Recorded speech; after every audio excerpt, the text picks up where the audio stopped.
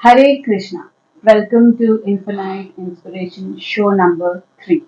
आज के सेशन में आज हमारे पास एक फिर से प्यारी सी सोल आई है जो हमें बताएगी उन्होंने कैसे अपनी हेल्थ से लड़कर अपनी जिंदगी को और खूबसूरत बनाया।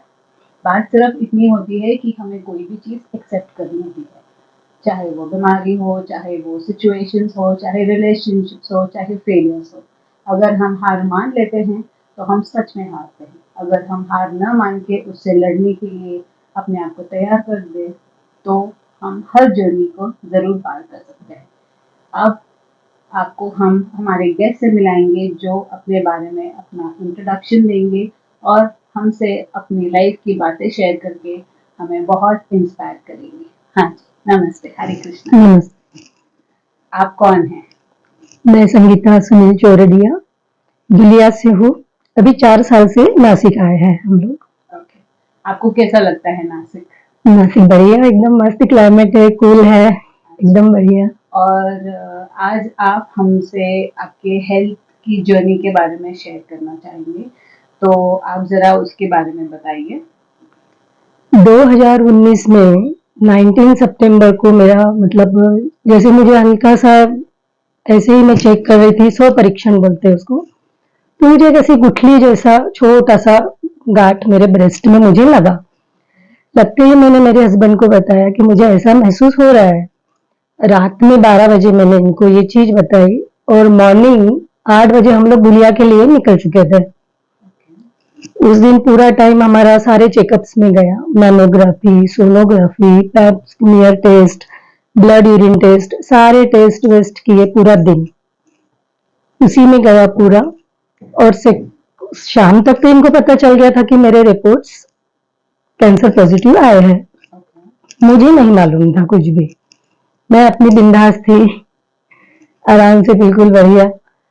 सेकेंड डे डॉक्टर ने बोला कि भाई वापिस से आइए, मुझे एक बार निडल टेस्ट करनी है अगेन। रिपोर्ट तो पॉजिटिव आ चुके थे पर उनको एक बार वापिस से करना था।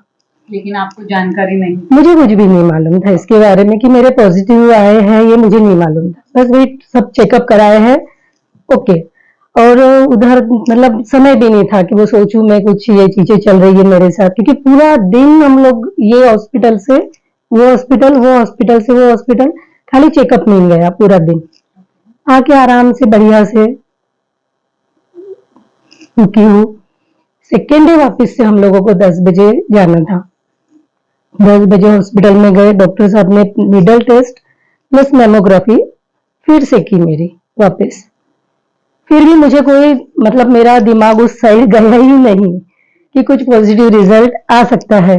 बस अपना मस्ती, मेरे हस्बैंड बोले ठीक है हमारा मेडिकल शॉप है, आप मेडिकल पे बैठिए, मैं आता हूँ। गए होंगे अपने काम से, तो रिजल्ट तो सब नेगेटिव आए हैं, ओके। उन लोगों का सब अपनी बातें बातें सब डॉक्टर लोगों से मिलना जुलना सब कुछ चालू था। मैं अपनी, हमारा मेडिकल शॉप है, वहां पे शॉप पे बैठी हुई थी। फिर वापस आते हैं कि बोले ऐसा करते हैं, छोटी सी गांठ तो है ही, उसको रिमूव तो करना ही पड़ेगा, तो एक फिटनेस टेस्ट कर लेते हैं। और ऐसा है कि जहां हमारा मेडिकल है इंडोर, वहां डॉक्टर पानेट फिजिशियन है हमारे, उन्हीं का भाई उनके पास ही मेरा पूरा फिटनेस वगैरह हुआ। 2 बजे फिटनेस विटनेस किए। और वहां सर्जन है डॉक्टर दाते। मुझे मुझे अपने हॉस्पिटल में अपने वहां सारे चेकअप कर रही हूँ तो मुझे अपने घर जैसा ही पूरा माहौल मिला, कि मेरे लिए कोई नया नहीं था। वो सब चीजें, सब डॉक्टर हमारे थे, सब सब कुछ हमारे ही लोग थे, पूरे सब जान पहचान स्टाफ हमारा। डॉक्टर साहब बोले ऐसे करते हैं, 15 दिन के लिए मैं बाहर गाँव जा रहा हूँ, तो एक काम करो, छोटा सा ऑपरेशन है, अपन रिमूव कर लेते गांठ। ठीक है सर, ओके। तब तक भी मेरे दिमाग में कोई आया नहीं कि मेरा इतना बड़ा सर्जरी होने वाला है। 2 बजे सारे रिपोर्ट्स हाथ में आए और 4 बजे मैं ऑपरेशन थिएटर में। मुझे ना सोचने के लिए टाइम मिला, ना समझने के लिए टाइम मिला कि मेरे साथ क्या हो रहा है। और हम लोग यहाँ नासिक से धुलिया बस एक दिन के लिए गए थे, ना मैं कोई कपड़े लेकर गई थी ना कुछ लेके गई थी, बिना किसी तैयारी के डायरेक्ट 2 बजे फिटनेस विटनेस हुआ, सारी सब बातें हुई, डॉक्टर लोगों से एकदम हंसते खेलते हुए बातें करते हुए अंदर। उसके बाद फिर अभी आगे गया तो मतलब भाई अभी वो सब एक एक स्टेप बाय स्टेप एक एक बातें पता चलने लगी। फिर डॉक्टर साहब रोज ड्रेसिंग के लिए आते थे, धीरे धीरे बताया ऐसा करते हैं। अब भाभी जी अपन बहुत यानी हमारे डॉक्टर दाते सर इतना बड़ी बात को इतनी छोटी कर देते हैं, यानी उनकी बातों बातों से धीरे धीरे धीरे उन्होंने मेरे को सब बताया कि ऐसा करते हैं भाभी जी, अब ऑपरेशन तो हो गया, अब अगला ट्रीटमेंट हम बोले नासिक में ऐसा करते हैं केमो वेमो ले लेंगे। तो तब तक आपको अवेयरनेस आ चुकी? तब तक मुझे समझ में, अभी देखो आजकल इतना अपन पढ़ते हैं देखते हैं मालूम होता है, घर में मेरी मम्मी को हुआ है तो इतना तो अंदाजा थोड़ा बहुत तो मन से आ जाता है। पर मैंने अंदाजा आ भी गया तो भी अपने मन को ना ऐसे बाजू में रखती कि नहीं नहीं नहीं ऐसा कुछ नहीं होने वाला है मुझे। पर आके देखो जो होता है वो तो होता ही है। फिर ऐसे सोचा कि भाई देखो मैं, ऐसा हुआ था उस समय कि मैं दुलिया में थी, मेरे हस्बैंड नासिक में थे, मेरा बेटा मुंबई में था पढ़ने के लिए और मेरी बेटी अमेरिका में थी डलास में। हम चार लोग अलग अलग जगह पे थे। और जैसे ही मैं आँख खुलती हूँ ऑपरेशन वाले दिन तो मॉर्निंग में मेरा बेटा मेरे रिपोर्ट्स देख रहा था और जो इतना मतलब अल्हड़ और नटखट है ना, हंसाने में एक नंबर है सबको, है ना 2 मिनट में तुम्हारे को हल्का फुल्का कर देगा, गुस्सा भी आएगा ना अपने को तो भी वो बराबर अपने को उसमें गुस्सा अपना चेंज कर देगा। तो उसको मैंने इतना एकदम टेंशन में आके वो जो मेरे रिपोर्ट्स देख रहा था वो मैं सोए सोए उसको देख रही थी बेड पे से। और उसी क्षण मैंने सोचा कि नहीं, बच्चों के अंदर जो उनका बचपना और जो अल्हड़पना है वो जाना नहीं चाहिए। तो मैं क्या करी कि मैं ही इतनी एकदम फ्रेश रही कि देखो अब मुझे जो आया तो गया है, अब उसके रोते करूं चाहे हंसते करूं। तो वही जर्नी मैंने सोची कि बस इसी क्षण मुझे उसके साथ में इतना हंस के एकदम बिंदास होकर बताना है ताकि उसका जो टेंशन है वो ऐसा फ्री हो जाए।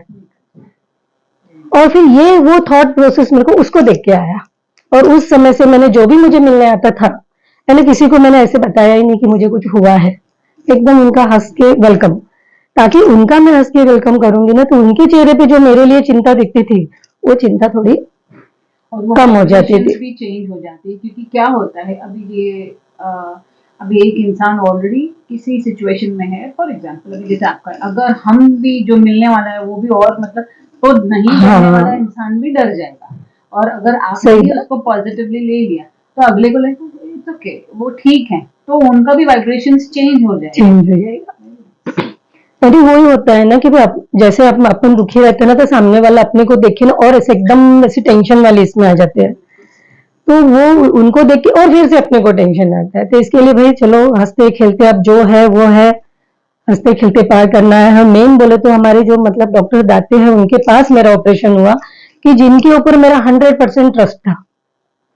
हम लोगों ने सपने सोचा कि भाई चलो मुंबई चलते हैं, मुंबई में जाएंगे, टाटा में जाएंगे, कहीं नहीं जाना है मुझे, बस ये डॉक्टर साहब के पास ही करना है।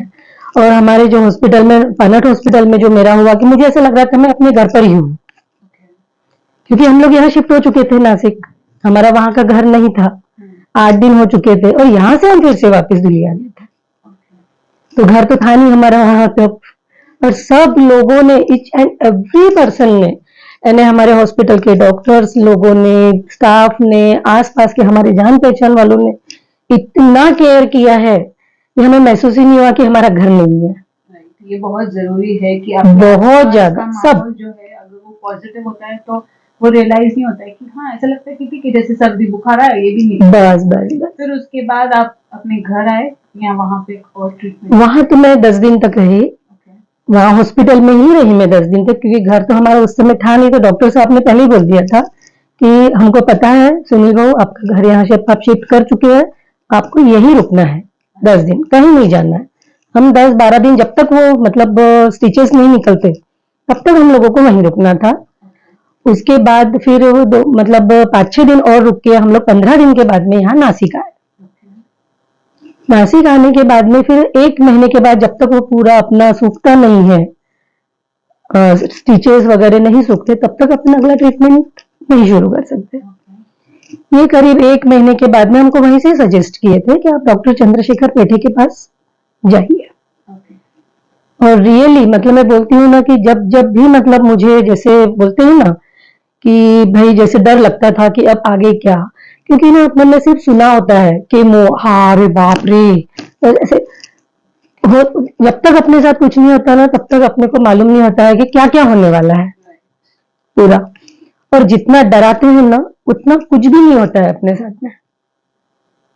वो आपने उसको बहुत पॉजिटिवली एक्सेप्ट किया, ये बहुत इम्पोर्टेंट चीज़ है। अगर एक्चुअली बीमारी है, ठीक है, प्रॉब्लम है, लेकिन हम उसको किस तरह से लेते हैं, अगर हम उसको पॉजिटिवली लेके उसे लड़ेंगे, जैसे मैंने शुरुआत में कहा, हम उससे जीत सकते हैं। लेकिन अगर हम उस फोबिया में रहेंगे कि क्या होगा क्या होगा क्या होगा, हमारे सेल्स को, हमारे बॉडी को वही वाइब्रेशंस मिलेगी और उल्टा सुधरने के बदले हम लोग कहीं और बिगड़ सकते हैं। लाइक फॉर एग्जाम्पल, जैसे मैंने, हमारे फैमिली में भी कुछ केसेस हुए कैंसर के, उन्होंने बहुत सफरिंग की है। मुझे वो भी याद है कि मैं फोर्स करती थी कि आप एक बाइट खा लो, तो बिकॉज मुझे रिस्पेक्ट देने के लिए उन्होंने एक बाइट खा तो ली, लेकिन जो बाद में उनकी हाल हुई तो मुझे तो पछतावा हो रहा था कि मैंने उनको क्यों फोर्स किया। सो मतलब बहुत जरूरी है वो पॉजिटिविटी होना, और बहुत गाइड्स चाहिए एक्चुअली ऐसी बीमारियों को झेलने के लिए। एंड ये बहुत अच्छी बात है कि आपने पॉजिटिव लिया। फिर उसके बाद कौन से ट्रीटमेंट्स करने पड़े?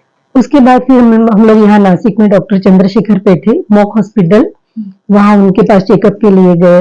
पहले सब उन्होंने मुझे देखा किया, फिर मतलब वो उस हिसाब से जैसे अपने रिपोर्ट्स है कौन सा स्टेज है क्या है, वो हिसाब से फिर वो लोग अपना पूरा केमो का डोज फिक्स होता है कि भाई आपको कितनी केमो लेने हैं। तो उन्होंने हमको पहले ही बता दिया था कि आपको 15-15 दिन की साइकिल के अंदर हर 15 दिन में आपको 21-21 दिन में, सॉरी 21 दिन में मेरा एक कीमो होता था। ऐसे मेरे 12 कीमो हुए उसमें। तो जैसे 4 कीमो तक तो बिल्कुल क्या होता है कि जब हम कीमो लेते हैं ना तो उस समय जो सारी अपनी जो नसें होती है वो थोड़ी सी ना ऐसे सिकुड़ जाती है अंदर से, तो नस जल्दी नहीं मिलती। तो ऐसे हुआ कि अभी केमो में जैसे हम मॉर्निंग में जाते थे तो सारे अपना पूरे चेकअप होते हैं वापिस हमारे, वहाँ पूरा टेस्ट होता है और उसके बाद फिर अपने मतलब सब कुछ हाइट से लेके वेट तक, बीपी है, पूरे चेकअप होते हैं अपने। उसके बाद अपना केमो स्टार्ट होता है। तो अभी ऐसा है कि वो डे केयर में ना हम सारे जितने भी लोग होते थे वो सारे कीमो वाले ही होते थे, सब लेने आए हुए। तो हम वहां पे भी ना ऐसे माहौल कर देते थे जैसे हम यहाँ पिकनिक आए हैं। अब क्या करेंगे, अभी पूरा दिन तो अपने को यहाँ रहे ही है, तो चुपचाप तो बैठ नहीं सकते, रोना भी आता है, गुस्सा भी आता है, डर भी लगता है, सब कुछ हुआ है, नहीं हुआ है ऐसी बात नहीं है। पर जैसे आसपास में एक दूसरे को देखते थे, एक दूसरे से बातें चीतें करते थे, मन अच्छा, तो वो मन थोड़ा सा हाँ पॉजिटिव हो जाता है। होता तो था। इस सारे ट्रीटमेंट के दौरान और कितना समय लगा टोटल आपको? मुझे तो करीब करीब 6 महीने से 7 महीने कंप्लीट लगे। जैसे मैं बोलती हूँ ना 20 सितंबर, ये तो एक छाप छोड़ के गया है वो एक दिन कि भाई, पर चलो ठीक है, जो हुआ अच्छा भी हुआ है। तो उस समय वो वहां से लेके मेरी जर्नी स्टार्ट हुई है। पहले ऑपरेशन, ऑपरेशन के बाद में फिर कीमोथेरेपी, कीमोथेरेपी 21 दिन का साइकिल था, ऐसे मेरे को 12 लेने पड़े थे। तो वो चला मेरा, दिवाली के बाद स्टार्ट हुआ था, करीब 4-5 महीने वो ट्रीटमेंट चला। वो होने के बाद में कि भाई फिर डॉक्टर का ऐसा कहना था कि भाई इनको रेडिएशन की कोई जरूरत है नहीं, तो इट्स ओके कि नहीं देंगे। फिर पता नहीं 1 महीने के बाद में क्या मन में आया कि वापस चेकअप के लिए तो जाना होता है अपने को वापस वापस, कि डॉक्टर साहब बोले कि नहीं रेडिएशन कर ही लेते हैं हम, सेफ रहने के लिए, सेफ्टी साइड, कि भाई सब कुछ इतना अच्छा हुआ है, उन्होंने रिस्पॉन्स भी इतना अच्छा दिया है। और मतलब देखो एक राज की बात बताती हूँ, जब भी जो भी डॉक्टर के पास जाती थी ना, डॉक्टर साहब क्या बोलते थे, आप ना बहुत किस्मत वाले हो, आपके लिए टाके एक तो बहुत अच्छे निकले हैं, एक भी टाका खराब नहीं निकला है। फर्स्ट वो डॉक्टर। सेकेंड डॉक्टर के पास में जब मेरे कीमो वगैरह हुए तो वो डॉक्टर भी क्या बोले, आप ना बहुत किस्मत वाले हो कि आपको इतने अच्छे से आपके पूरे कीमो बहुत अच्छे से पार पड़ गए, आपको कभी चक्कर नहीं आया, आप कभी गिरे नहीं, कुछ भाई आपके साथ कोई भी अनहोनी नहीं हुई, रुका नहीं है आपका ट्रीटमेंट, रुका नहीं। तो वो भी डॉक्टर मुझे वैसे ही बोले। फिर ऐसे तय हुआ कि भाई रेडिएशन दे ही देते हैं, क्यों भाई आगे का कोई वापिस से नहीं आए फिर से, तो भाई अपन क्यों ना सेफ साइड रहना चाहिए, तो रेडिएशन भी ले लेंगे। उस समय में थोड़ा डर गई थी, इसलिए कि कहीं मेरे से कोई लोग छुपा तो नहीं रहे। पहले तो डॉक्टर साहब ने नहीं बोल दिया था, और अब क्यों वो बोल रहे हैं करके, फिर डॉक्टर ने मेरे को एकदम समझा के बताया कि भाई हम ऐसे सोच रहे हैं कि कई बार रिपीट भी होता है कई लोगों को। राइट। तो जब आप सब कुछ ट्रीटमेंट इतने अच्छे से कर रहे हो, सब इतना मतलब अच्छे से चल रहा है तुम्हारा, तो क्यों नहीं हम भाई, अब उनका क्या पार्ट था वो मुझे पता नहीं, पर मुझे तो ये बताया गया था कि आप रेडिएशन बहुत बार कर डॉक्टर लो। हमें काफी सारी बातें नहीं बताते हैं, वो एक्चुअली हमारे भले के लिए होता है, क्योंकि अगर देखिए हम नॉर्मल लोग हैं, यस, अभी वो यस, डॉक्टर की लेवल और हमारी लेवल में हम मैच नहीं, कर सकते, क्योंकि उनको ज्यादा पता है और वो उनकी यही कोशिश होती है कि हम जितना कम बता सके, और उनको जितना पता होना हाँ, ठीक है, उतना काम हो गया, क्योंकि वो हर बंदे में वो गाइड्स नहीं होते हैं। जैसे जब मेरी बेटी को डायग्नोज हुआ था डायबिटीज, तो मैं तो बिल्कुल टूट गई थी। तो मुझे सब लोग ब्लेम कर रहे थे, आपकी वजह से आपकी बेटी को हुआ है, ये एक्सेट्रा एक्सेट्रा बहुत चीजें। मैं एक तो पहले से ही शॉक में थी और ऊपर से डायबिटीज है, कुछ समझ में नहीं आता, और मैं इंडिया में सिर्फ घूमने आई थी, उन दिनों में बाहर रहती थी, तो ये सब इतना प्रेशर आ रहा था। तो सबसे पहले जब हमारे डॉक्टर आए, वो हमारे लाइफ में एंजल है, तो उन्होंने कहा कि बोला मैं आपके बच्चे को देखता हूँ, जस्ट सिट हियर, आप 1 मिनट बैठे। तो मैंने कहा कहिए। तो मेरे तो चालू था रोना। देखिए, इसमें आपकी कोई गलती नहीं है, ये एक आप समझ लीजिए बैड लक है कि बॉडी का एक पार्ट नहीं काम कर रहा है, तो बस हमें उसमें ट्रीटमेंट देना है। तो वो पहले बंदे थे जिन्होंने मुझे इल्जाम नहीं लगाया, बट देन आज भी हम जब भी डॉक्टर के पास चेकअप लेते तो उनको देख के मैं बोलती सर, अब मैं हमेशा आपको देखने आती हूँ, मैं तो ऐसे ही ठीक हो जाती हूँ। तो इस वजह से वो लोग हमें नहीं बताते, और डॉक्टर का बहुत इम्पोर्टेंट रोल होता है, क्योंकि ऑब्वियसली हम सब डर जाते हैं, नहीं, नहीं, हम ह्यूमंस हैं, हमें वो जो इतना हाइप है ना बाहर कि कैंसर, डायबिटीज एक्सेट्रा एक्सेट्रा, लेकिन हमें उसकी रिस्पॉन्सिबिलिटी नहीं लेनी। हमें सब कुछ पता है, लेकिन हमें उसकी रिस्पॉन्सिबिलिटी नहीं लेनी है। और ऑफ कोर्स ये सब चीजें ऐसी होती है कि जो खुद से एकदम से बढ़कर आ जाती है। तो फिर ये सब करने के दौरान आपके घर में आपका सपोर्ट सिस्टम कैसा था? आपको कैसे लगता था कि आप क्या गिव अप कर रहे थे, या मतलब आप बहुत अच्छे तरह से उल्टा सब मैनेज कर पा रहे थे? क्योंकि जितना मुझे पता है बहुत इमोशंस भी बहुत मैनेज करते हैं। रोना, डिप्रेस फील करना। होता है, यानी इतने मूड स्विंग होते हैं इसमें, इतने मूड स्विंग होते हैं कि हर 5 मिनट में हम एकदम फ्रेश है तो 5 मिनट में इतना रोना आता था कि बैठे बैठे खूब रोती थी कि भाई ये मेरे साथ ही ऐसे क्यों, सारे तो मजे कर रहे हैं। उस समय क्या था कि दिवाली थी, दिवाली के बाद यानी सब मतलब वो सब लोगों को देखती थी मैं कि सब सज रहे, धज रहे, तैयार हो रहे मस्त, और मैं देखो कैसे हूँ किसी मतलब उस समय कैसा है कि भाई देखो कीमो के टाइम में अपने हेयर लॉस भी होता है। मेरे अच्छे लंबे लंबे बाल थे, सिल्की बाल थे कि हर कोई मेरे बालों को देख के बड़े खुश होता था, और वो मेरे बाल जा रहे थे धीरे धीरे पूरे घर में बाल ही बाल पूरे टाइम कि वो सब जब अपन देखते हैं ना वो एक फील होता है क्योंकि हम कि हिम्मत तो जो खूब बटोरते हैं हम बच्चों को देख के, हस्बैंड को देख के, सब लोगों को देख के हिम्मत बटोरते हैं, पर कहीं ना कहीं एक्शन आता है कि अपनी भी हिम्मत थोड़ी सी वो नेचुरल है, होती है लेकिन इतना सब फेस करना भी कि गुस्सा भी देखो मतलब जैसे मेरा मैं बोली ना आपको कि हम 4 जगह पे 4 लोग थे, मैं ऑपरेशन करके बाहर भी नहीं आती हूँ तब तक तो मेरी मासी मेरे मम्मी पापा नहीं है, दोनों भी नहीं।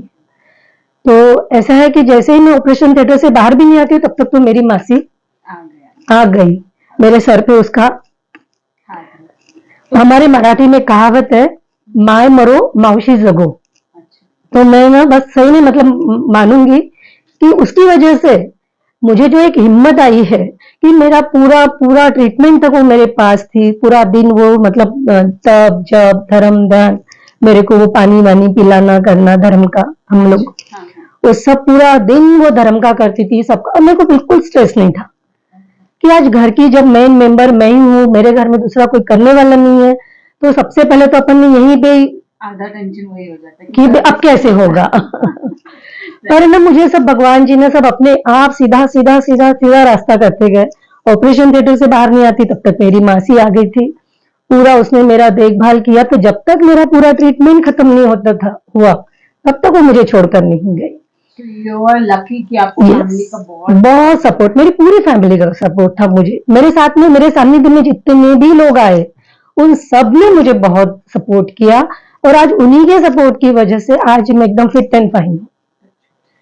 और इसके अलावा आपको क्या खाने पीने पे कोई रेस्ट्रिक्शंस था, या आपको कुछ ऐसा लगता है कि हो सकता है कि कुछ ऐसा क्योंकि आजकल बहुत कॉमन हो रहा है और बहुत रेस्ट्रिक्शन होती है कि आप ये चीजें ना खाएं, बिकॉज ऑब्वियसली केमिकल्स, प्रेजर्वेटिव्स, ये सब खाने में आ रहा है।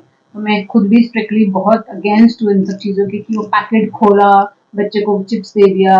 बहुत इजी होता है 1 सेकेंड में। हम लोग जब छोटे थे हमारे को ये चिप्स वगैरह नहीं नहीं मिलते थे। हम लोग को मम्मी जाके चाहे पोहा हो जाए, चाहे हलवा हो जाए, चाहे एक रोटी हो जाए, स्नैक में भी वही मिलता था, क्योंकि उन जमाने में ये मैगी शैगी था नहीं। तो हम लोग को आदत ही नहीं थी। लेकिन आज burgers and pizzas and I don't know what all इतना इजीली, कभी हमको लॉजिक लगाना चाहिए कि घर का खाना सुबह से बन के रात तक या शाम तक खराब हो जाता है। ये चीजें खराब ही नहीं होती। तो अपना कॉमन सेंस हमें यूज करना चाहिए कि ऑब्वियसली इसमें कुछ तो केमिकल तो है, तब हम लोग का दिमाग घूमने जाता है। तो हम पढ़े लिखे अनपढ़ बन जाते हैं।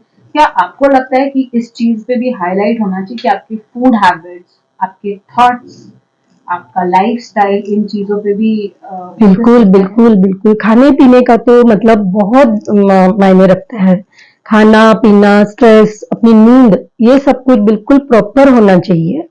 क्योंकि जब हम ट्रीटमेंट लेते होते हैं ना, तो इतना हैवी हैवी डोज होता है, इंजेक्शंस होते हैं, सब कुछ। तो उस समय अगर जब अपना ट्रीटमेंट चलता है, जब अपन उसके साथ साथ अपना खाने पीने का भी अच्छे से ध्यान रखते हैं ना, तो अपने को ज्यादा तकलीफ भी नहीं होती और रिकवरी भी फास्ट होता है। जैसे मैं बोलती हूँ ना कि मतलब खाने पीने का, मैं मतलब बेटी थी मेरी अमेरिका में, डलास में। जैसे ही उसे पता चला, 15 दिन के अंदर वो इंडिया आ गई। और पूरा टाइम वो रात में जाग के, उसका जॉब भी चल रहा था, रात भर उसका जॉब चलता था और दिन में वो पूरा टाइम मेरी सेवा में रहती थी। उस समय जैसे मैंने मॉर्निंग में उठ के ना गोमूत्र पिया करती थी, पतंजलि का गोमूत्र 5-5:30 बजे मैं ले लेती थी। गोमूत्र होने के बाद में ना कम से कम 6:30-7 बजे ना एक निरंजन करके एक फल आता है, वो आयुर्वेदिक है। वो फल से बोलते हैं कि भाई अपने को शरीर में, पेट में ठंडक रहती है। तो वो आयुर्वेदिक है, तो उसकी कोई साइड इफेक्ट भी नहीं है। तो वो रात में भिगा दो, सुबह उसका जो बीज इतना सा अपन उसमें डालते हो, वो इतना बड़ा फूल बन जाता है पानी में। और उसको तुम अच्छे से स्मैश करके छान के वो पानी पी लो। तो उसके आधा घंटे बाद अपने को कुछ खाना पीना नहीं होता था। वो हुआ, ये हुआ। उसके और 1 घंटे के बाद में मेरी बेटी आके खड़ी हो जाती थी। ड्राई फ्रूट्स खाने हैं, बादाम है, अखरोट है, मनुका है, जो जो चीजें को अपने को जरूरत है उस समय, वो पूरा एक ग्लास भर के वो मुझे जूस बना करके वो देती थी। वो हुआ नहीं कि वापस 1 घंटे में फिर से नाश्ता लेके खड़ी हो जाती थी। लेकिन जितना मैं आपकी बातों को सुन रही, आपने हर चीज को बहुत अच्छे से एक्सेप्ट भी किया, क्योंकि एक देखिए आपकी इनर स्ट्रेंथ है, जो वो सिर्फ आपको खुद को डेवलप करनी पड़ती है। मैं चाहे आपसे कितना भी पॉजिटिव कह दूं, कितना भी समझाऊं, लेकिन अगर आप अंदर से स्ट्रांग नहीं है तो कुछ नहीं हो सकता। कुछ लाइक मैं अपने आप के लिए कह रही हूँ, सिचुएशन हमारे लाइफ में भी बहुत आती है, ऐसा नहीं आती, लेकिन सिचुएशन को समझो, उसको फेस करो और उसको एक्सेप्ट कर लो। पहले मुझे बड़ा प्रॉब्लम होता था कि हाई डायबिटीज, अभी मैंने उसको एक्सेप्ट कर लिया। मैं ये सोचती हूँ कि इतना टाइम कंप्लेन करने के सिवा आप उसको सुधार कैसे सकते हो। तो ये आपका एक क्वालिटी है जो आपने उसको एक्सेप्ट किया, और आपने जितना समझ कोई ऑप्शन तो हमारे पास होता नहीं है। तो भाई देखो, हंस के भी करना है, रो के भी करना है, तो चलो हंसते हंसते जर्नी जल्दी से पास हो जाएगा। खाना पीना भी बहुत अच्छे से किया, बहुत अच्छे से बातें मानी, और आपका मतलब जब आप ठीक होने तो कभी कभी खाने पीने के लिए बहुत फोर्स भी होता था तो होता है कि खा, ये खा, वो खा। तो गुस्सा भी बहुत आता था कि सारा दिन मेरे सर पे क्यों बैठे रहते हैं सब लोग, खाओ खाओ। वो हाँ, नेचुरल उनके पीछे उन लोगों का प्यार था कि भाई मम्मा को कोई तकलीफ ना हो। बेटे ने पूरा घर संभाल लिया, जैसे मैं पूरा किचन से लेके तो वॉशरूम तक पूरा घर, जैसे एक लेडी अपन घर संभालते ना, ऐसा मेरे बेटे ने, बेटी ने, उन्होंने पूरा घर ऐसे, उनमें मैच्योरिटी आ गई एकदम से।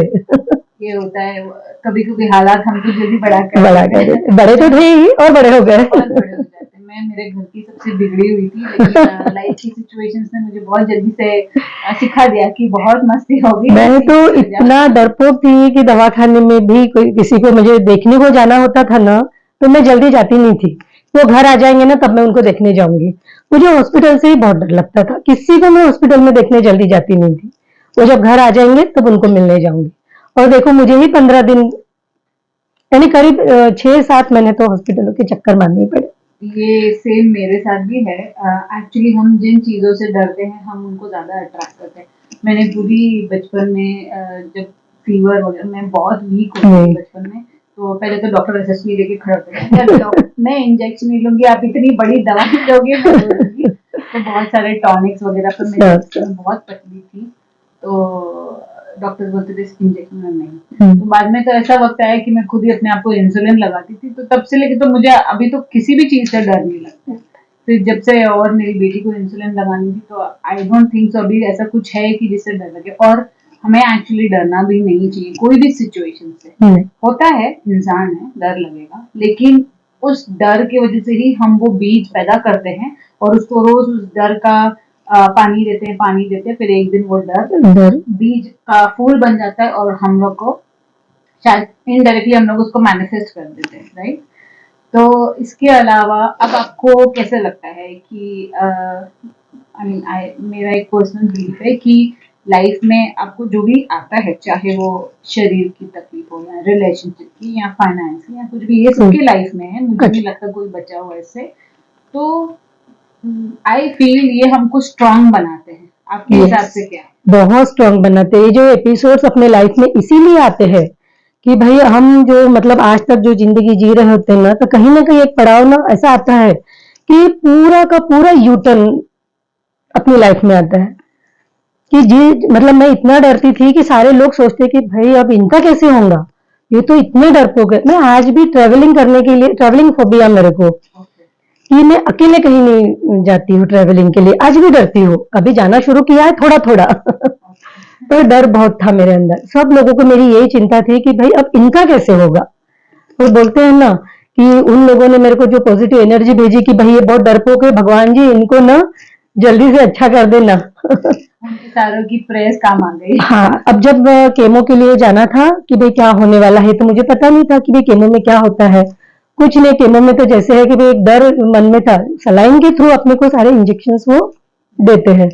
तो जैसे केमो के पहले ना मेरी बुआ है जो 77 ईयर्स की थी तब, आज वो 81 पार कर चुकी है। दिल्ली से मेरी बुआ मुझे मिलने आई, तो वो दिल्ली से मुझे मिलने के लिए आई कि भाई, तो एक हाथ में उनका फ्रैक्चर था और एक हाथ उनका पूरा जला हुआ था। उनको दिया बत्ती करते टाइम उनको तकलीफ हो गई थी, तो वो दोनों हाथ में परेशान थी, फिर भी वो मुझे देखने के लिए दिल्ली से यहाँ आई थी। तो मैंने सोचा कि ये उम्र में अगर ये कर सकती है तो फिर मैं क्यों नहीं। तो मैं भी डट के खड़ी हो गई, लग जाओ भाई, बस जो होएगा सो होएगा, कुछ पता नहीं करना है कि कल मेरे साथ क्या होना है। रोज का एक दिन मेरे लिए एक लेसन होता था कि आज नया कुछ हो रहा है, कल कुछ हो रहा है, रोज के अलग अलग वो सब चलते रहते थे। हो गया, निकल गया वो भी समय। बोलते हैं ना जैसे झूला जैसे पीछे जाता है तो वो आगे भी आता है, तो ये समय भी मेरा निकल। तो लाइफ में यही है, हर चीज आती है अपने साथ, कुछ अच्छा कुछ बुरा ले जाती है और एक अच्छा लेसन भी दे जाती है। तो हमें वो लाइफ के लेसन को, ठीक है उस सिचुएशन में आप डरिए, आप पैनिक हो जाइए, लेकिन उससे बाहर निकले, क्योंकि अगर बाहर नहीं निकले फिर तो मुश्किल हो जाएगी, क्योंकि कोई भी आपको कितने दिन तक संभालेगा। सही बात है, क्योंकि सबके पास अपना लाइफ है। हाँ। ठीक है, वो आज ये हम आपकी अच्छी परवरिश है कि इतने अच्छे बच्चे हैं जिन्होंने आपका इतना सपोर्ट किया। और आपका मैंने देखा है, मैं इनसे एक बार नीचे वॉक करते करते गार्डन में मिली थी, एंड फर्स्ट टाइम में आई थिंक हम लोग बहुत थे। और वो एक जेलिंग होती है कि पॉजिटिव अट्रैक्ट्स पॉजिटिव, तो किसी किसी की ऑरा में इतना पावर होता है।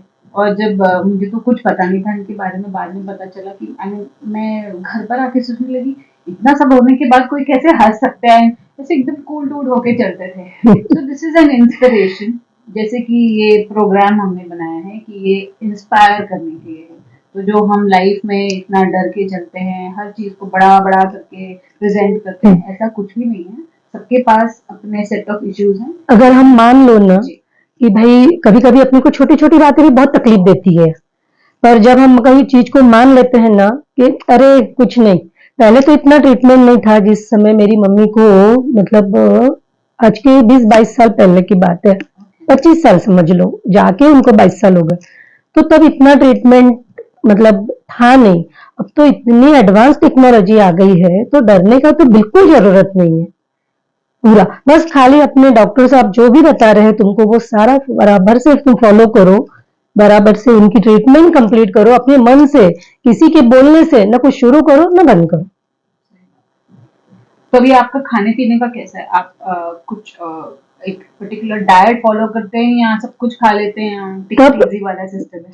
1 साल तो मैंने पूरा डाइट फॉलो किया, ओके। 1 साल 2 साल तक किया, और अब जैसे-जैसे बोलते हैं ना हम भूलते जाते हैं वो चीज़ों को, फिर हम तो हमारे यूज़्ड टू हो जाते हैं, पर पूरा यूज़्ड टू नहीं हुई हूँ। खाने-पीने का मैं अपना बराबर से ध्यान रखती हूँ कि फ्रेश ज़्यादा से ज़्यादा खाने की कोशिश करो, हर चीज़ सब्जियाँ है, आजकल क्या है सब्जियों में, फलों में बहुत ज़्यादा पेस्टिसाइड डाला हुआ है, तो उसको तुम अच्छे से वॉश करके अच्छे से मतलब हाइजीनिक फूड खाने का मैं अभी ज़्यादा से ज़्यादा कोशिश करती हूँ कि भाई अगेन अपने को कोई भी छोटी-मोटी तकलीफ ना हो। तो खाने-पीने का ध्यान रखना है, तुम्हारा सब prevention is better than cure. आप ऐसी सिचुएशन में मत आइए। अभी मैंने बहुत लोगों का देखा है कि उनको खाना बनाने में बहुत आलस होती है। मैं सोचती हूँ कि ठीक है, आप वर्किंग वुमेन हैं या कोई रीजन से आपके पास, आप एक मेड रख लीजिए, उनको इंस्ट्रक्ट कर दीजिए, एटलीस्ट आप होम मेड फूड खाएंगे। बाहर के खाने से तो बहुत बड़ा अच्छा ऑप्शन है। अभी भी मेरा मतलब जैसे ब्रेड है, पाव भाजी भी है जैसे, तो बहुत कम, बहुत रेयर खाती हूँ मैं आज भी कि भाई चलो ठीक है ना, वो दो चार चीजें नहीं खाने से अपने को क्या फर्क पड़ रहा है। और वैसे भी वो पैकेट वाली चीजें तो मुझे पहले से ही पसंद नहीं थी, और अपने को इस उम्र में वो इतना पसंद भी नहीं होता है। तो आप अभी कुछ वर्कआउट एक्सरसाइज वगैरह करते हैं डेली बेसिस पे? आपका कुछ सिस्टम है ऐसा? हाँ, मतलब मैं जैसे मैंने ना यहाँ आने के बाद में नासिक में एक परिवर्तन ग्रुप करके है, उसको ज्वाइन किया था, 15 दिन का मैंने वो सेशन भी कंप्लीट किया था।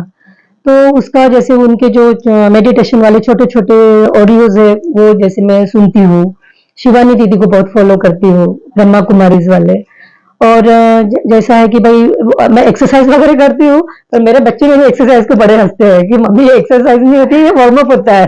कोई बात नहीं, ठीक है। पर मैं करती हूँ, बस थोड़ा-थोड़ा, बहुत ज़्यादा नहीं करती हूँ। वॉक के लिए कभी मॉर्निंग में आती हूँ, नहीं हुआ पॉसिबल तो इवनिंग में वॉकिंग तो मेरा मतलब फिक्स है। मतलब इन शॉर्ट आपने अपनी लाइफ को पूरी तरह से चेंज किया और बहुत पॉजिटिवली लिया है कि आपने खाने पे अपना चेक की रखा है, आप अपनी हेल्थ पे ध्यान देते हैं। और what about the thought process, ये जो हमारे दिमाग में बहुत ज्यादा आते हैं इसने बोला खिचड़ी उसने तो, बोला, तो हमको नेगेटिव जाना है या हमको पॉजिटिव लेना है, ये सब बातों को क्या बीमारी को हेल्प करते हैं क्योर करने में? गुस्सा सबसे बड़ा दुश्मन है कैंसर का, सबसे बड़ा दुश्मन गुस्सा। और देखो गुस्सा ये ऐसी चीज है ना, वो अपन ऐसा बोल नहीं सकते कि भाई मुझे नहीं आता है करके गुस्सा। गुस्सा ये है कि देखो हम इंसान है, गुस्सा तो आएगा ही आता भी है, बहुत गुस्सा आता है मुझे। पर है ना, अब गुस्सा आता है ना, उसके साथ साथ में अब मैंने जो झेला है, तो भाई अपने को वापस करना है वो सब चीजें नहीं, तो तुरंत झटक भी देती हूँ कि अरे नहीं, अपने को फिर से वो एपिसोड नहीं चाहिए है जिंदगी में, कि इसलिए भी तुरंत उसको ना वो आ गया है कि नहीं, गुस्सा छोड़ो, उस जगह से हटाओ, एक तो वो थॉट प्रोसेस छोड़ दो, या तो उस जगह से हट जाओ। तो वो एक बोलते ना कि नकारात्मकता को सकारात्मकता में बदलने का वो एक हुनर अब मेरे में थोड़ा सा आ गया है। थोड़ा नहीं, मैंने तो बहुत ज्यादा देखा। अरे नहीं, मैं तो जब आपको देखती हूँ मुझे ऐसा लगता है कि आहा, कितना पॉजिटिव नहीं लग रहा नहीं नहीं, है। गुस्सा बहुत था मेरे अंदर, मतलब क्योंकि हर देखिए क्या होता है ना, एक इंसान की स्माइल और एक, देखिए कुछ लोग होते हैं जो आपकी एनर्जी को ड्रेन कर देते हैं। जब हम लोग ने हीलिंग किया था, मेरी एक सोल मदर है, मैंने जिनसे डीएनए सीखा है वोम स्टोरी से, तो हम सबकी माँ है वो सोल मदर। तो एक्चुअली मेरी लाइफ उनकी वजह से बहुत चेंज हुई है। मतलब मैं हर चीज पे, स्पेशली मेरी बेटी को लेकर तो मैं तो कहानियां बना देती थी कि गुड्डू की वजह से ही हो रहा है, गुड्डू की वजह से ही हो रहा है। अरे वो गुड्डू आपको क्या कर रही है, वो अपनी जिंदगी जी रही है, उसको तो पता ही नहीं है कि मम्मा गुड्डू ये खा लो, इट्स ओके खा लिया, उसको पता ही नहीं सही क्या है गलत क्या है। लेकिन मेरे दिमाग में बहुत स्टोरीज होती, अब मैं उसको भी जीने देती हूँ, खुद भी जीती हूँ। और आपको अपने लाइफ पे जरूर वर्क करना है, आपकी थॉट प्रोसेस पे, आपके लाइफ स्टाइल पे, अपने लाइफ की रिस्पॉन्सिबिलिटी लीजिए। मैं बहुत समय तक एक्सरसाइज को भूल चुकी थी, जबकि मैंने पूरा लाइफ एक्सरसाइज किया, लेकिन मैं बहाने बनाने लग गई थी। और जो जेन्युइन भी है, क्योंकि बच्चा ऑलरेडी जब आपको उसका टेक केयर करना पड़ता है, फिर घर की जिम्मेदारी, तो मैं अपने आप को भूलने लग गई थी। फिर मैंने कुछ दिनों से अपने लाइफ को बहुत सीरियसली लिया और फिर से मैं योगा में इसमें आ गई, तो मुझे खुद फर्क लगता है। तो in short what I mean to say is, आप अपने लाइफ को अपने आप बदल सकते हो। घर का काम सबके पास है, रिस्पॉन्सिबिलिटी सबके पास है, लेकिन अगर हम अपने आप के लिए ही टाइम नहीं निकालेंगे तो फिर मेरे हिसाब से तो जीने का कोई मतलब ही नहीं है। तो फिर आई थिंक वो जो स्ट्रीट पे डॉग्स एंड एनिमल्स चलते हैं जिनको बेचारों को बुद्धि नहीं है, वो तो ऐसे ही चलते हैं, तो हमारी बुद्धि किसी काम की नहीं। तो आप क्या मैसेज देना चाहेंगे लोगों को कि वो हेल्दी रहें और अच्छा सोचें और जितना हो सके अपने शरीर को प्यार करके हेल्दी लाइफ जिए? मैं तो बस यही मैसेज देना पसंद करूँ चाहूंगी, मतलब सबको, कि सबका कीजिए, नहीं करना ये मैं बोलूंगी नहीं कभी भी, पर सबसे पहले अपने आप को भी रखिए, खुद का ध्यान रखो, खुद के लिए जियो, थोड़ा अपने लिए भी समय निकालो। ये मैं जो इतना पूरा लंबा जो 6-9 महीने का जर्नी करके आई हूँ, उसके बाद मैंने ये सोचा है कि नहीं, खुद को समय तो देना ही है।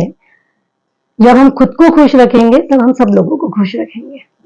ये मेरा भी लाइफ का रियलाइजेशन है, क्योंकि हम लोग स्पेशली हम फीमेल्स लोगों को बहुत आदत होती है, ऐसा नहीं कि मेल्स पे रिस्पॉन्सिबिलिटी नहीं है, लेकिन हम फीमेल्स क्या करती है कि ठीक है पहले बच्चे का कर लेते हैं, फिर घर का कर लेते हैं, फिर इनका कर लेते हैं, उनका करते करते दिन खत्म हो जाता है, फिर लगता है अभी सो ही जाते हैं, फिर ऐसे करते करते लाइफ चली जाती है। लेकिन ऐसा नहीं है, आप अपने टाइम को अच्छे से डिवाइड कीजिए, जहाँ उनकी प्रायोरिटी है उनको भी दीजिए, अपनी अपना है तब अपने आप को टाइम दीजिए। मेरे लाइफ की लेसन से मैंने ये सीखा है कि आपका खाना, आपका वर्कआउट बहुत जरूरी है, एंड वर्कआउट मतलब सिर्फ शरीर का नहीं, आपकी सोच का, आपके दिमाग का, आपके मन का। अगर आपके मन में, अब जैसे मैं योगा कर रही हूँ लेकिन मेरे मन में बहुत कुछ गड़बड़ चल रहा है, तो वो योगा कुछ काम का नहीं है। Yoga means peace within, meditation means peace inside. तो जब भी हम वो अपने बॉडी को वो पॉजिटिव मैसेजेस देते हैं तो बॉडी अपने आप हील हो जाती है। आपको हमको भगवान ने एक क्षमता दी हुई है कि हम खुद अपने आप को ठीक कर सकते हैं। हीलिंग पावर अपने अंदर भी होता है। उस दिन 2 दिन पहले ही योगा सेशन में हमें एक एग्जाम्पल दिया था जो बहुत ब्यूटीफुल एंड टच भी था। जब हमें फॉर एग्जाम्पल मेरे हाथ की हड्डी टूटी है, तो डॉक्टर क्या करता है, एक प्लास्टर लगाएगा। तो क्या वो कुछ अनलेस बहुत सीरियस नहीं है तो वो रॉड वगैरह लगाते हैं, बट मान लीजिए इधर एक कराके तो डॉक्टर प्लास्टर लगाएगा। तो क्या होता है, अंदर डॉक्टर तो नहीं जा रहा है ना कुछ करने के लिए, अपने आप शरीर हील कर देता है। तो ये मैजिक हमको भगवान ने दिया हुआ है, हमारे बॉडी में हीलिंग कैपेसिटी है, बट आप उसको कैसे हील करवाना चाहते हो ये आपके हाथ में है। तो अगर इन्होंने इतनी लड़ाई अच्छे से की एंड इतना पॉजिटिव है कि की, तो आइडिया सिर्फ यही था कि आप सब ये सेशन को सुनिए और अपने लाइफ को हो सके तो चेंज करने के लिए कोशिश कीजिए, बिकॉज हमारा सिर्फ यही मैसेज रहता है कि हम हर बार नया कुछ लाकर आपकी लाइफ को और सुंदर बनाते जाएं। हमारे लाइफ के एक्सपीरियंसेस से, हमारे गेस्ट की लाइफ के एक्सपीरियंसेस से आपके लाइफ में पॉजिटिविटी लाएं, और हम चाहते हैं कि आप सब भी खुश रहें और खूब सारा प्यार बांटें, और हर समय ग्रैटिट्यूड रहें। ग्रैटिट्यूड बहुत जरूरी है, अगर हम थैंकफुल नहीं रहेंगे कोई भी चीज के लिए तो इम्पॉसिबल है। कंप्लेन करने के लिए बहुत आसान है, लेकिन एक्सेप्टेंस और ग्रैटिट्यूड करना बहुत मुश्किल है, लेकिन नामुमकिन नहीं है। तो मैंने तो लाइफ में ये सीख लिया, अभी जैसे मैं बाहर नहीं खाती तो मैं घर पे पार्टी कर लेती हूँ। मैं मेरी बेटी को बोलती हूँ let's have a T party. T party क्या होती है, हम लोग अपने वो बालकनी में, सिट आउट टाइप है हमारे घर, तो जो सिट आउट पर बैठते हैं वो एक कप लेती है, मैं लेती हूँ। यूजुअली मैं उसको चाय नहीं देती हूँ, बट फॉर चीट डेज उसको देती हूँ। Okay let's dip the biscuit inside, जो हम लोग मिलेट कुकीज खाते हैं, नॉट आउटसाइड वन, तो उसको करके मजे से खाइए।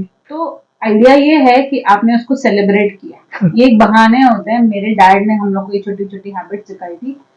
पापा टोस्ट का पैकेट लाते थे, हम 5 हैं, मतलब 3 बच्चे और पापा मम्मी। तो सेलिब्रेशन क्या होता है, चलो आज चाय टोस्ट पार्टी कर लेंगे, चलो आज पिकनिक पे जाएंगे, कैसे जाना है, साइकिल से ले जाते थे आगे पीछे बिठा के, मतलब बहुत सिंपलिसिटी में हम लोग ने बहुत आज इसका, अब जैसे मैं मेरी बेटी का हर महीने मंथली बर्थडे मनाती हूँ। अच्छा, बॉर्न ऑन 9th अप्रैल, तो कल 9th था, तो सबसे पहले मेरी मैडम उठेगी व्हाट इज नाइट गिफ्ट। तो आप लाइफ को छोटी छोटी बातों से छोटी चीजों से खुश कर सकते हैं। अभी कल मैंने जैसे उसके लिए नट्स का आइसक्रीम बनाया, खाना पीना है, लेकिन वो उस समय जो वो खुशी आती है ना, और एक मेमोरी रहेगी कि मम्मा ने हर महीने 9th को मेरा बर्थडे मनाया। तो छोटी छोटी बातों को सेलिब्रेट कीजिए, मस्त रहिए, स्वस्थ स्वस्थ रहिए रहिए। और खूब सारा प्यार बांटिए और हमेशा हंसते रहिए। With this I thank you so much, thank you, आप हमारे पास आए, इतनी सारी बातें शेयर की, बहुत अच्छा लगा आपसे बात करके। एंड आई एम श्योर कि आइंदा किसी को डर नहीं लगेगा किसी बीमारी से।